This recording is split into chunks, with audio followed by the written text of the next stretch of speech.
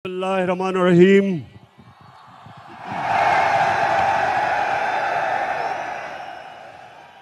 अल्लाह तेरी इबादत करते हैं और अल्लाह सिर्फ तेरे से मदद मांगते हैं। जेलम, मैं आज आपके जज्बा और जुनून देख के आपका दिल से शुक्रिया अदा करता हूं। खास तौर पे जिस तरह आज हमारी ख्वातीन निकली हैं, मैं आपको सलाम पेश करता हूं। और मैं देख रहा हूं कि बच्चे भी हैं, क्योंकि अच्छा, और मैं ये जितने भी झंडे देख रहा हूं, मेरी आगे से आप सबसे एक दरखास्त है कि तहरीक इंसाफ के झंडों से उतना ही जितना आप तहरीक इंसाफ के झंडे लेके आए, उससे ज्यादा पाकिस्तान के झंडे लेके आए। मेरे पाकिस्तानियों, ये एक मुल्क की जिंदगी में बहुत कम ऐसे होता है कि सारी कौम इकट्ठी हो जाती है, सारी कौम फैसला करती है, सारी कौम फैसला करती है कि हमने अपनी आजादी की जंग लड़नी है। जिधर जिधर मैं गया हूं, मैंने कभी इतने बड़े जलसे नहीं देखे। मैं जेलम पहले भी आया, लेकिन मैंने कभी जेलम में ऐसा जलसा नहीं देखा।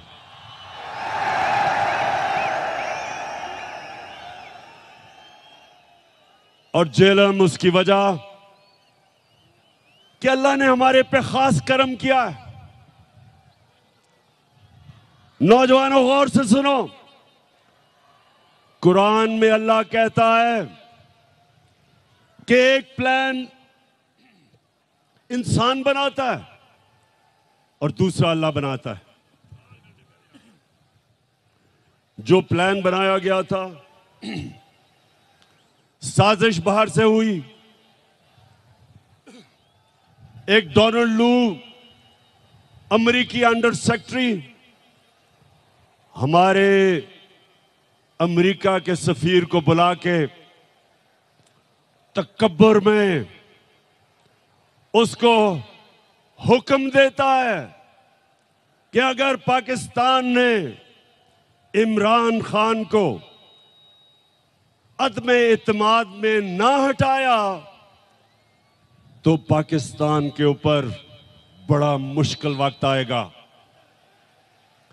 और फिर साथ कहता कि अगर पाकिस्तान ने इमरान खान को हटा दिया और चेरी ब्लॉसम को ले आए तो सब माफ कर दिया जाएगा। और फिर सारी साजिश होती है, यहां के मीर जाफर और मीर सादिक उसमें शिरकत करते हैं। 22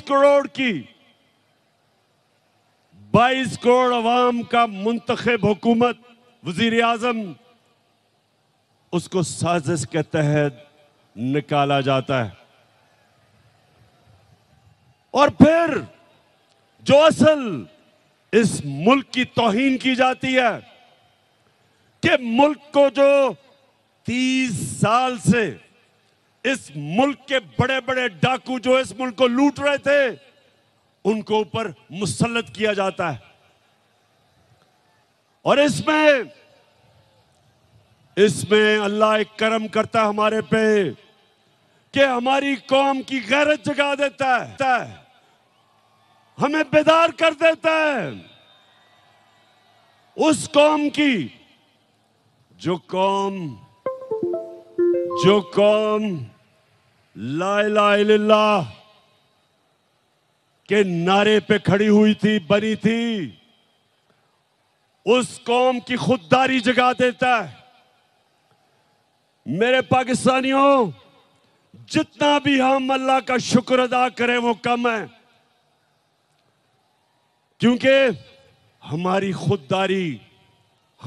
खुददारी को इस मुल्क के करप्ट और गद्दार लीडरों ने खत्म कर दिया था। बाहर की कुव्वतों के सामने घुटने टेके, बाहर से डिक्टेशन लिए, खुद तो उनमें गैरत नहीं थी, कौम की गैरत को भी नुकसान पहुंचाया।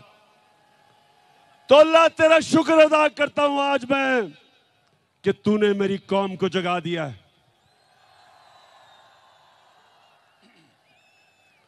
26 साल से मैं कोशिश कर रहा था कि मेरे मौला इस कौम की खुददारी को जगा। ये वो कौम थी जिसका नजरियाती लीडर इलामा इकबाल था, और इलामा इकबाल ने सारी उनकी शायरी एक ही चीज के लिए थी कि जो गुलाम मुसलमान कौम थी उनको जगाने की कोशिश की।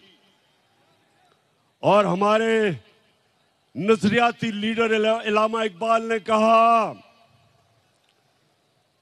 कि उस रिस्क से मौत अच्छी है जिस रिस्क से आती है परवाज में कोताही। इस नजरिए पे पाकिस्तान बना था। और ला इलाहा इल्लल्लाह, ए अल्लाह तेरे सिवा हम किसी के सामने नहीं झुकते। तो जब बैरूनी साजिश के तहत चेरी ब्लॉसम बूट पॉलिश को ऊपर बिठाया तो कौम जाग गई। और आज मैं देख रहा हूं कि पाकिस्तान को एक कौम बनते हुए, ये बड़ा करम है अल्लाह का।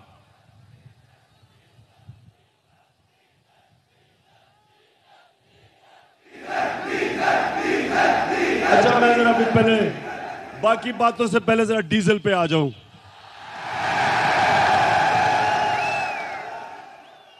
अच्छा जरा सुने, फजलुर रहमान भी, अब उसकी भी जमात इन सारे चोरों के पलंदे में ये सारे इक्तदार में आ गए हैं, बंदर बांट हो रही है। अब ये मैंने सोचा कि फजलुर रहमान तो बड़ा दीनी आदमी है, तो वो आके कोई तालीम की, एजुकेशन की मिनिस्ट्री संभालेगा। उसने एजुकेशन की मिनिस्ट्री नहीं संभाली, उसने कम्युनिकेशन की मिनिस्ट्री संभाली है, जिसके अंदर एनएच है, जिसमें सड़कें बनेगी और जिसमें पैसा बनेगा।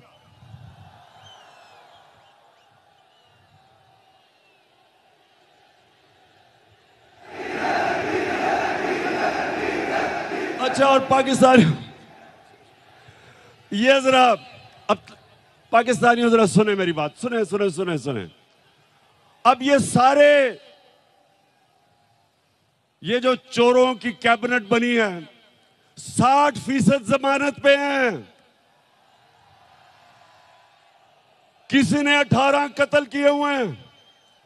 शरीफ खानदान ने 40 अरब रुपए की चोरी का हिसाब देना है नैब में और एफआईए में। वो जरदारी उधर अरबों रुपए का उसने जवाब देना है, जो फेक अकाउंट्स में पैसे, एयान अली के भी उसी अकाउंट से पैसे जा रहे थे जिसमें बिलावल। अब जो मफरूर है, सुने नौजवानों, जो मफरूर है, जो सजा याफ्ता है, जो झूठ बोल के भागा है, जो अरबों रुपए की प्रॉपर्टीज में लंदन में रह रहा है, उसने सारी कैबिनेट को लंदन बुला लिया है। तो पाकिस्तानियों ये याद रखें कि ये सारे कैबिनेट लंदन जा रहे हैं आपके पैसे पे। ये अपने पैसे नहीं खर्च करेंगे, ये आपके पैसे पे जा रहे हैं। और वहां जाके मफरूर साहब को मिलेंगे, सजा याफ्ता कॉन्विक्ट, झूठा, बुज़दिल, हमेशा जब भी कोई मसला मुल्क से बाहर भाग जाता है, उससे जाके इंस्ट्रक्शंस लेंगे। ये है इस मुल्क की तौहीन। और इसलिए कौम खड़ी हो गई है, इसलिए सारे पाकिस्तानी खड़े हो गए हैं। सारे पाकिस्तानियों ने फैसला कर लिया है, सब पाकिस्तानियों ने फैसला किया है कि इंपोर्टेड हुकूमत नामंजूर। मैं इंशाल्लाह 20 के बाद आपको इस्लामाबाद दावत दूंगा। पहले मैंने सोचा था कि इंशाल्लाह 20 लाख लोग इस्लामाबाद में पहुंचेंगे, लेकिन जो मैं अब लोगों में फिर रहा हूं, अब वो नंबर चला गया 25 लाख पे। अच्छा, अब चेरी ब्लॉसम कौन है? बच्चों को चेरी ब्लॉसम कौन है? ये वो है कि इसका बड़ा भाई नवाज शरीफ और उसकी बेटी, वो फौज को बुरा भला कहते हैं और ये बूट पॉलिश करता है। इन्होंने बड़ा अच्छा एक कॉम्बिनेशन बनाया हुआ है, इनकी पार्टनरशिप है। और बड़ा भाई भी क्योंकि बड़ा बुज़दिल है, वो जब मुल्क से बाहर जाता है तो फौज को बुरा भला कहता है, और छोटा भाई जूते पॉलिश करता है। तो ये दोनों, इसने कोई कल इसने तकरीर की, जरा सुने। कहता कि इमरान खान फौज के बड़े खिलाफ बातें कर रहे हैं, हम इजाजत नहीं देंगे। शहबाज शरीफ, शर्म करो, कुछ तो शर्म करो। तुम वो हो जो मैं मीर जाफर का कहता हूं, तुम हो वो मीर जाफर। मीर जाफर वो था जब उसने सिराजुद्दौला, जो मुगलों का गवर्नर था, जब अंग्रेजों के खिलाफ वो लड़ा था, मीर जाफर ने उससे गद्दारी की और फिर अंग्रेजों ने मीर जाफर को ऊपर बिठाया, जिस तरह अमेरिकनों ने शहबाज शरीफ को ऊपर बिठाया। तुम हो मीर जाफर, और तुम्हारे इर्द गिर्द वो जो आसिफ जरदारी है, आसिफ जरदारी, तुम्हारा तो मैं ये कहूंगा कि जब गीदड़ की मौत आती है तो शहर की तरफ भागता है। मैं इंशाल्लाह सिंध आ रहा हूं और मैं अपनी कौम के सामने वादा कर रहा हूं कि सिंध को मैंने आसिफ जरदारी से आजाद करवाना है। जो सिंध के लोगों के ऊपर ये जुल्म कर रहा है, आसिफ जरदारी, तुम और वो जो तुम्हारा बेटा है, तैयार हो जाओ, मैं आ रहा हूं सिंध। जो तुमने सिंध को लूटा है, लॉन्चों के अंदर, जहाजों में भर भर के डॉलर्स तुमने दुबई भेजे हैं, मैं सब जानता हूं। तुमने जो पाकिस्तान से बाहर पैसा भेजा है, ये जो तुम आप आ गए ऊपर, मैंने तुम्हें कहा था कि मैं जब इक्तदार से निकलूंगा मैं ज्यादा खतरनाक बनूंगा तुम्हारे लिए। उधर तो मैं बंद था, ऑफिस में सारा दिन काम, वजन भी मेरा बढ़ गया, तो मैं तो इंतजार कर रहा था कि मैं अपनी आवाम के बीच में आऊं। और मैं अल्लाह का शुक्र अदा करता हूं कि जिस तरह मेरी आवाम मेरे साथ खड़ी हुई है, अल्लाह तेरा लाख लाख शुक्र है। पाकिस्तानियों, हिंदुस्तान ने क्या किया, जरा ये सुने गौर से। उन्होंने पाकिस्तान के खिलाफ प्रोपेगेंडा किया। उन्होंने 600 जाली उन्होंने मीडिया हाउसेस दुनिया में बनाए और पाकिस्तान के खिलाफ प्रोपेगेंडा किया। इसको EU डिसइंफॉर्मेशन लैब कहते हैं। और आपको पता है कि उन्होंने किसको बाहर से प्रोपेगेंडा में किसको निशाना बनाया? एक थी पाकिस्तान की फौज और दूसरा था इमरान खान। हिंदुस्तान ने क्यों पाकिस्तानी फौज और इमरान खान को निशाना बनाया? क्योंकि दो नौजवानों, गौर से सुन लो, आज पाकिस्तान को जो इकट्ठा रखेंगे, जो दुश्मनों की पूरी कोशिश है कि इस मुल्क के 3 टुकड़े किए जाएं, जो बलूचिस्तान में वो दहशतगर्दी करवा रहे हैं, उनका सिर्फ एक मकसद है कि पाकिस्तान को तोड़ा जाए। एक पाकिस्तान की फौज इस मुल्क को इकट्ठा रख रही है और दूसरा तहरीक इंसाफ, जो सारे पाकिस्तान की फेडरल पार्टी है, जो सारे पाकिस्तान की पार्टी है, और वो चाहते हैं इमरान खान और फौज के खिलाफ।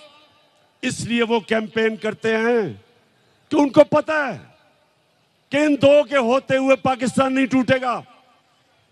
तहरीक इंसाफ वो वाहिद जमात है जो 10 दिनों में पेशावर में भी तारीखी जलसा कर सकती है, मज़ार कायद कराची में भी तारीखी जलसा कर सकती है और मीनार पाकिस्तान को भी भर सकती है 10 दिनों के अंदर।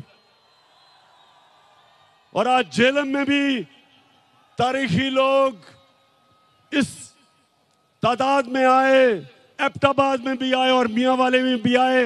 वो सिर्फ एक जमात कर सकती है, वो तहरीक इंसाफ है।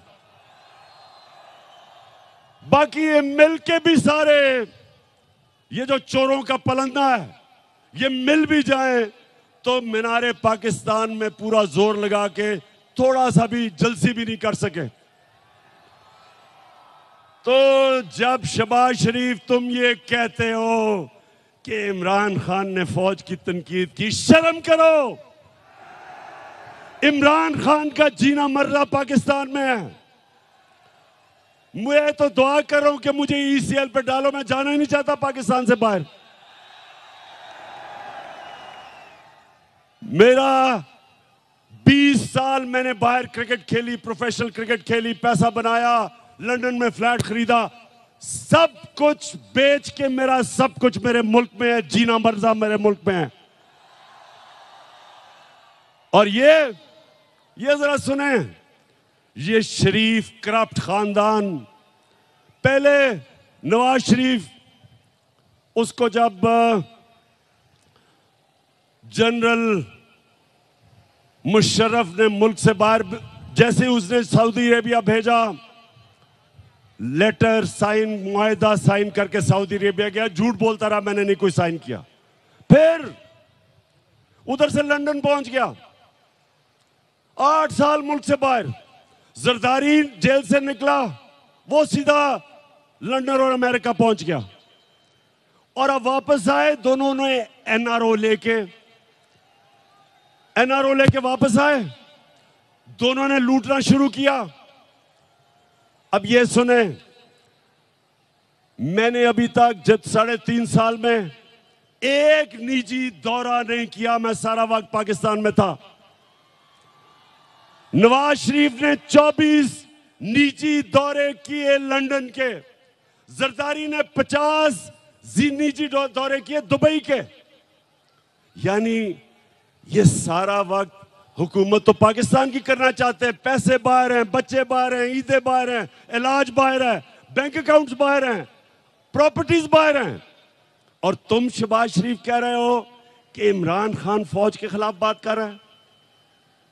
तुम्हारा जो नवाज शरीफ था, हिंदुस्तान में जाके पहले तो मिला, जब नरेंद्र मोदी के भागा गया उसके जूते पॉलिश करने,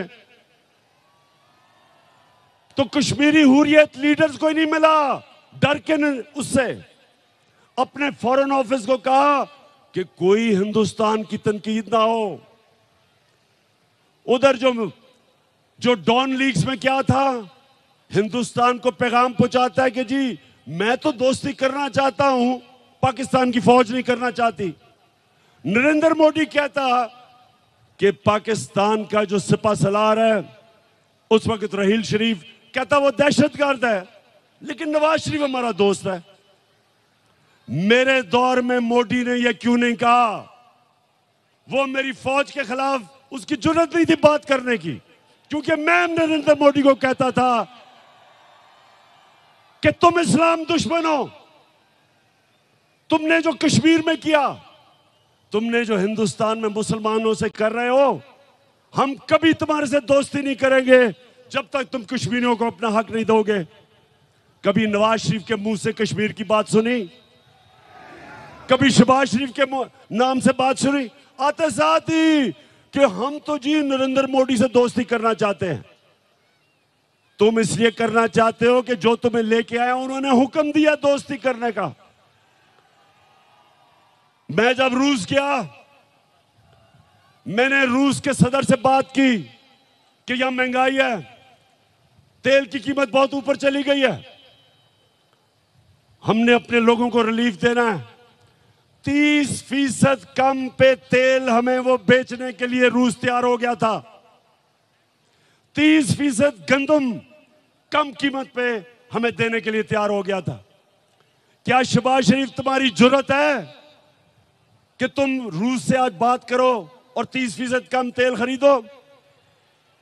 आपको पहले जाके इजाजत लेनी पड़ेगी उन लोगों से जो लेके आए हो आपको उनको बूट पॉलिश करने पड़ेंगे चेरी ब्लॉसम लगा के, और फिर इजाजत मांगनी होगी जो नहीं मिलेगी आपको। हिंदुस्तान अमेरिका का स्ट्रेटेजिक एलाय है, वो रूस से सस्ता तेल खरीद रहे हैं, वो रूस से हथियार खरीद रहे हैं, तो अमेरिकन हिंदुस्तान को कुछ नहीं कहते, क्योंकि उनकी फॉरेन पॉलिसी आजाद थी, अपने लोगों के लिए थी। हमारा ये मसला है मेरे गैरतमंद पाकिस्तानियों, हमारा मसला ये रहा है कि हुक्मरान वो रहे जिन्होंने मुल्क से बाहर पैसा लेके गए, पैसे के गुलाम, कभी अपनी अवाम के लिए खड़े नहीं हुए। एक जुल्फिकार अली भुट्टो खड़ा हुआ था, उसके खिलाफ भी साजिश हुई थी, मुदाखलत हुई थी और उसको फांसी चढ़ाई गई थी। और उसके खिलाफ कौन लोग निकले थे? यही वो जो कि नवाज शरीफ की तब पहले पार्टी थी, फजल रहमान की जो पार्टी थी, ये लोग निकले थे। ये उस साजिश का हिस्सा थे जिसमें जुल्फिकार अली भुट्टो को गिराया गया और फांसी दी गई। और इंशाअल्लाह मेरे पाकिस्तानियों, एक नया मुल्क उठ रहा है, हमारा एक खुददार कौम खड़ी हो रही है।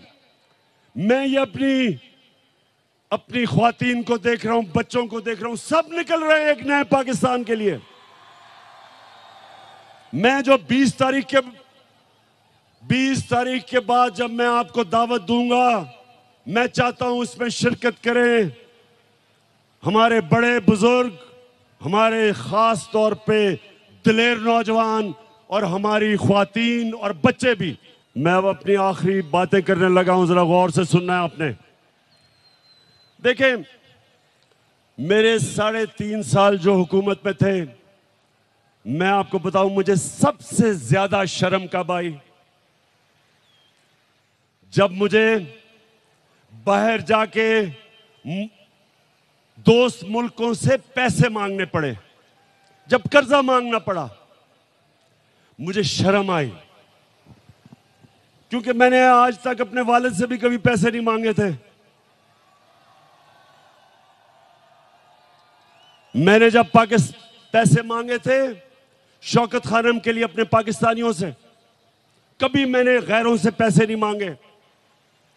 शौकत खानम के लिए, नमल यूनिवर्सिटी के लिए, अभी जो जेलम में मैंने अल कादर यूनिवर्सिटी बनाई है, इनके लिए सिर्फ पाकिस्तानियों से पैसे मांगे थे।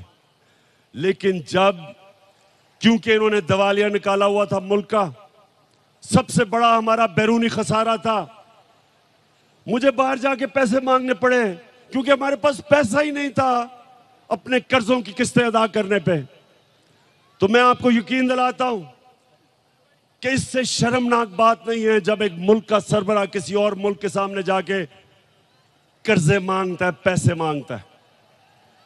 आप सब जानते हैं कि अगर आप अपने मां बाप से भी पैसे मांगते हैं, एक बच्चा नहीं मांगता, दूसरा मांगता है, तो माँ बाप भी उस बच्चे की ज्यादा इज्जत करते हैं जो पैसे नहीं मांगता, जो खुददार होता है। माँ बाप भी तो सोचें कि गैरों के सामने हाथ फैलाना।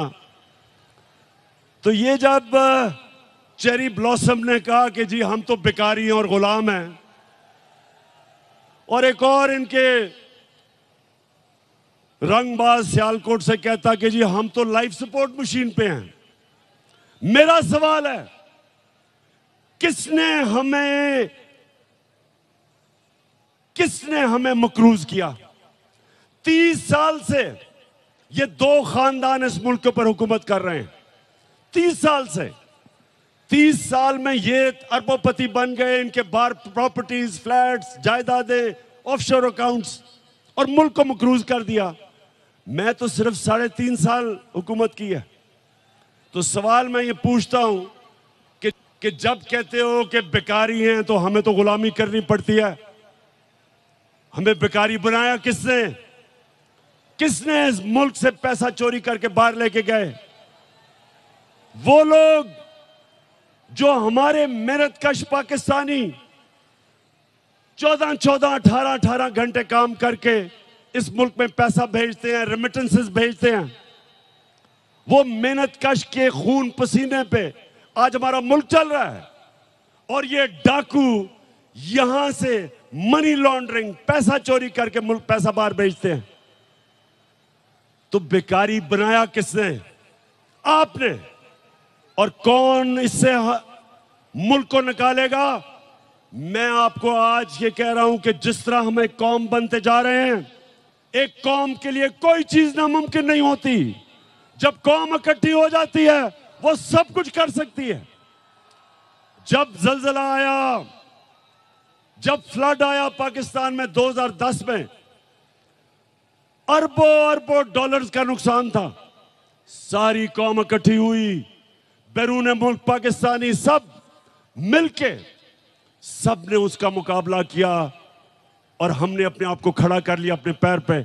इसी तरह जिस तरह अब हम कौम बन रहे हैं, मुझे कोई शक नहीं कि पाकिस्तानी जिस तरह जब उनको ये पता चल गया कि उनका टैक्स उनके ऊपर खर्च होगा, ये कैबिनेट जा रही है एक मफरूर से मिलने आपके खर्चे के ऊपर। मैंने कभी अपनी कौम का पैसा फजूल खर्च अपने ऊपर करने दिया, ना इस तरह खर्च करने दिया। और जब कौम को यकीन हो जाएगा हम कौम बन जाएंगे, हम टैक्स भी इकट्ठे करेंगे, हम अपने कर्जे भी दे देंगे, हमारे पास इतना पैसा होगा कि हम अपने बच्चों की तालीम, स्कूलों पे, यूनिवर्सिटीज पे हम इस मुल्क को खड़ा करेंगे। और वो तब होगा जिस तरह अब हम कौम बन रहे हैं। और मैं इसलिए आज जेलम आया था, अल्लाह का शुक्र अदा करना कि मेरे अल्लाह आपने मेरी कौम को जगा दिया, बेदार कर दिया, शऊर पैदा कर दिया, खुददार बना दिया, कौम की गैरत को जगा दिया। और इंशाअल्लाह 20 के बाद जब मैं आपको कॉल दूंगा, एक हमारी डिमांड होगी, इलेक्शंस करवाओ और इंपोर्टेड हुकूमत नामंजूर। अहम तरीन खबरें अब एक क्लिक की दूरी पर। हर लम्हा बाखबर रहने के लिए सब्सक्राइब करें हमारा YouTube चैनल। अपने मोबाइल फोन से मुल्की और बैनुल-अक़वामी अहम खबरों तक रसाई के लिए डाउनलोड कीजिए मोबाइल ऐप। बामसूख ज़राए से मुसद्दिका खबरों, तज्ज़ियों और तबसरों से मुस्तफीद होने के लिए विजिट कीजिए पाकिस्तान की सबसे बड़ी न्यूज वेबसाइट। ARY न्यूज पहुंचा रहा है खबरें सबसे पहले आप तक, ताकि आप रहें हर लम्हा बाखबर।